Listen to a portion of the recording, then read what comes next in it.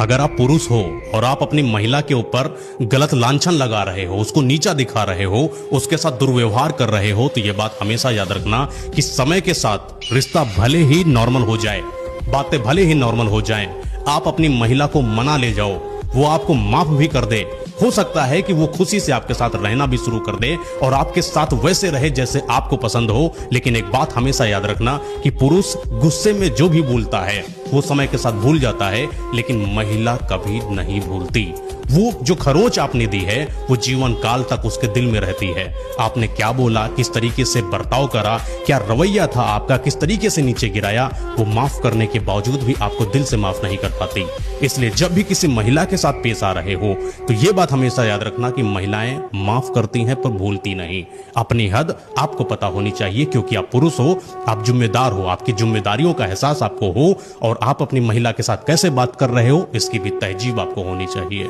अगर आप पुरुष हो और आप अपनी महिला के ऊपर गलत लांछन लगा रहे हो, उसको नीचा दिखा रहे हो, उसके साथ दुर्व्यवहार कर रहे हो, तो ये बात हमेशा याद रखना कि समय के साथ रिश्ता भले ही नॉर्मल हो जाए, बातें भले ही नॉर्मल हो जाएं, आप अपनी महिला को मना ले जाओ, वो आपको माफ भी कर दे, हो सकता है कि वो खुशी से आपके साथ रहना भी शुरू कर दे और आपके साथ वैसे रहे जैसे आपको पसंद हो। लेकिन एक बात हमेशा याद रखना कि पुरुष गुस्से में जो भी भूलता है वो समय के साथ भूल जाता है, लेकिन महिला कभी नहीं भूलती। वो जो खरोंच आपने दी है वो जीवन काल तक उसके दिल में रहती है। आपने क्या बोला, किस तरीके से बर्ताव करा, क्या रवैया था आपका, किस तरीके से नीचे गिराया, वो माफ करने के बावजूद भी आपको दिल से माफ नहीं कर पाती। इसलिए जब भी किसी महिला के साथ पेश आ रहे हो तो ये बात हमेशा याद रखना कि महिलाएं माफ करती हैं पर भूलती नहीं। अपनी हद आपको पता होनी चाहिए, क्योंकि आप पुरुष हो, आप जिम्मेदार हो, आपकी जिम्मेदारियों का एहसास आपको हो और आप अपनी महिला के साथ कैसे बात कर रहे हो इसकी भी तहजीब आपको होनी चाहिए।